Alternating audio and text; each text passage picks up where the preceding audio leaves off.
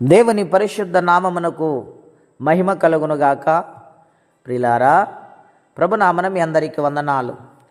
దేవుని వాక్యం ధ్యానందాం. లూకాసు వార్త 19వ అధ్యాయం 17వ వచనం. అతడు, భళ మంచి దాసుడా, నీవు ఈ కొంచెముల నమ్మకంగా ఉంటివి గనుక 10 పట్టణముల మీద అధికారివై ఉండమని వానితో చెప్పాను.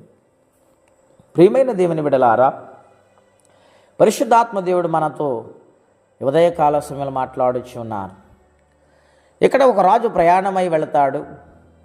వెళ్ళే ముందు ముగ్గురిని పిలిచి 3 మీనాలు ఇచ్చినట్లుగా ఈ లేఖనాలు మనం చూస్తున్నాం.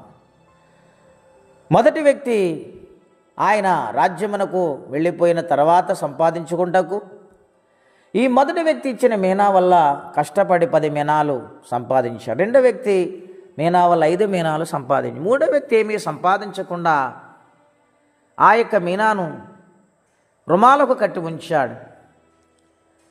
ప్రియమైన దేవుని బిడ్డలారా, ఆయన తిరిగి ప్రయాణమై యజమానుడు వచ్చారు. వాళ్ళని కౌరు పంపినప్పుడు వచ్చారు. వాళ్ళని అడిగినప్పుడు మీనాల గురించి, ఒక మీనా ఇచ్చిన వ్యక్తి, మొదటి వ్యక్తి 10 మీనాలు సంపాదించాడు. రెండవ వ్యక్తి కూడా 1 మీనాకు 5 మీనాలు సంపాదించాడు.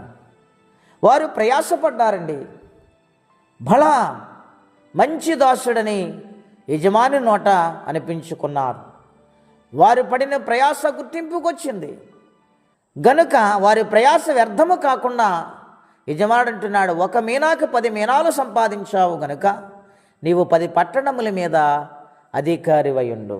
అవును ప్రియులారా, ప్రభునందు ప్రయాస ఎన్నడూ వ్యర్థము కాదు. మరి దేవుని కొరకు ఈ జీవితం ఇచ్చారు గనుక ఆయన, మనము ఏమి ప్రయాసపడుతున్నాం, మనము ఏమి సంపాదిస్తున్నాం ఆయన కొరకు? మన కుటుంబాన్ని, మన బిడ్డలను రక్షించుకున్నామా? ఒక రోజున నేను ఒక మీటింగ్కి వెళ్ళినప్పుడు ఒక కుటుంబము ప్రేమతో మమ్మలను పిలిచి వారు సాక్ష్యం ఇస్తున్నారు. ఆ ఇంటి యజమానురాలు, అయ్యా నేనెంతో ప్రయాసపడి కొన్ని సంవత్సరాలు వీరి గురించి ప్రార్థించాను, నా యజమానుడి గురించి, నా బిడ్డల గురించి. దేవుడు నా ప్రార్థన ఆలకించేవారు మనస్సులో మార్చి దేవుని సన్నిధిలో రక్షణ పొంది రాకడకు సిద్ధపడే కుటుంబముగా నా కుటుంబాన్ని ఆయన దయ వల్ల మార్చుకున్నాను చెప్పినప్పుడు దేవుని దాసునిగా నేను ఎంతో సంతోషించాను. వాక్యం వింటున్న ప్రియమైన దేవుని బిడ్డలారా, ప్రయాసపడుతున్నారా? లోకము నుండి, పాపము నుండి, శాపము నుండి మన కుటుంబాన్ని మనము విడిపించుకుని ప్రభు సన్నిధిలో సిద్ధపరచగలిగే స్థితిలో ఉన్నామా? ఒక దైవజనుడిగా ఇచ్చిన ఆత్మలను నమ్మకంగా నడిపిస్తూ అనేక ఆత్మల కొరకు భారము కలిగి పనిచేస్తున్నామా? ఈ ఉదయకాలం దేవుడు అడుగుతున్నాడు. అలాగూ పనిచేస్తే నిన్ను అధికారిగా దేవుడు మారుస్తాడు. ఆశ్చర్యమైన జీవితాన్ని, ఆ నిత్య రాజ్యములు గొప్ప బహుమానాలు ఇస్తాను వాగ్దానము చేస్తూ ఉన్నాడు. మూడో వ్యక్తి అంటూ ఉన్నాడు, నీవు పెట్టని దానిని ఎత్తుకుని వాడవును, విత్తని దానిని కోయవాడనైన కఠినుడవు గనుక నీకు భయపడి దీనిని రుమాలు కట్టి ఉంచుదని చెప్పాను. అందుకతడు, షడ్డదాసుడా, నీ నోటి మాటను బట్టి నీకు తీర్పు తీర్చుదును.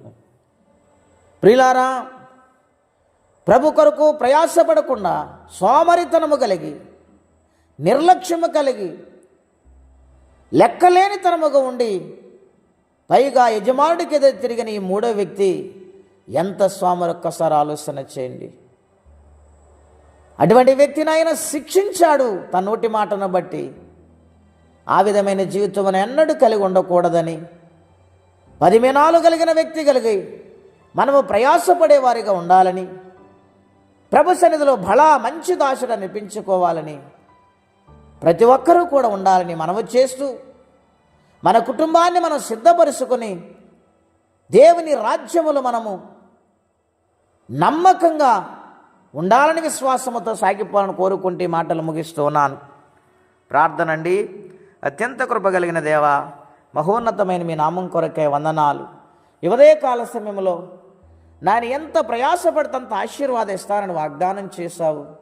ఆ వాగ్దానం మేము సంపాదించుకుని పొందుకునేలాగా మీ ఆత్మ సహాయము దయచేయండి. ఎవరే కష్టముల బాధలు ఇబ్బందులు ఉన్నారో వారికి నీ సహాయం పంపించమని యేసుక్రీస్తు వారి పుణ్యనామంలో ప్రార్థించి వేడుచున్నాము తండ్రి. ఆమేన్. దేవుడు దీవించునుగాక. ఆమేన్.